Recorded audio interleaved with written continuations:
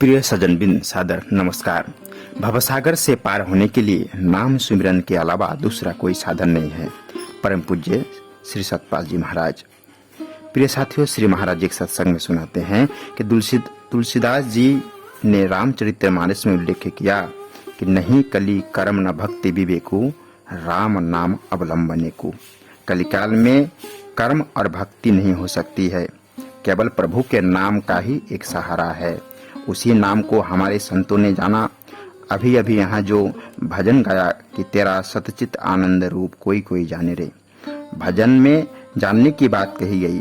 मानने को तो हम मानते हैं कि प्रभु सर्वत्र है, हम सब ब्रह्म हैं, पर यह कहने मात्र से ही हम ब्रह्म हैं।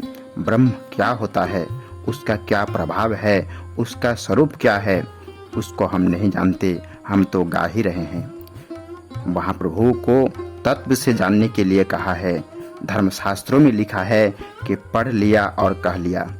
तुलसीदास जी उस नाम की महिमा का उल्लेख करते हुए समझाते हैं कि नाम प्रभाव जाने गणराव। गणेश महाराज ने प्रभु के उस सच्चे नाम को जाना और तब कहा कि प्रथम पूजित नाम प्रभाव। सब देवताओं में सबसे पहले उनकी पूजा नाम सुमिरन के प्रभाव से ही हुई। गणों के पति बन गए और अर्थात गणेश जी बन गए। तुलसीदास जी महाराज समझाते हैं कि सुमिरो पवन सुत पावन नामो, अपने बस करे राखेउ रामो। हनुमान जी ने उस पावन नाम का सुमिरन किया और प्रभु राम को भी अपने बस में कर लिया। इसलिए प्रभु के पावन नाम को संत महात्मा से जानकर उसका निरंतर सुमिरन करना आवश्यक है। वही हमारी आत्मा की खुराक है। नाम सुमिरन से ही मनुष्य भवसागर से पार हो सकता है। परम पूज्य सदगुरुदेव श्री सतपाल जी महाराज, हंसादेश, मई 2006।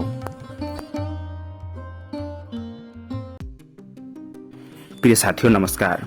उत्तराखंड सरकार में कैबिनेट मंत्री आदरणीय श्री सतपाल महाराज जी ने अपने शेयर हैंडल में लिखते हैं कि ऑपरेशन सिंदूर की ऐतिहासिक सफलता पर भारतीय सेना को नमन। पहलगांव हमले का करारा जवाब देकर हमारी सेना ने फिर से यह सिद्ध किया कि भारत की तीनों सेनाएं त्रिशूल की तरह दुश्मनों का संहार करने में सक्षम है। यह सिर्फ सैन्य विजय ही नहीं बल्कि देश की नारी शक्ति का भी सम्मान है।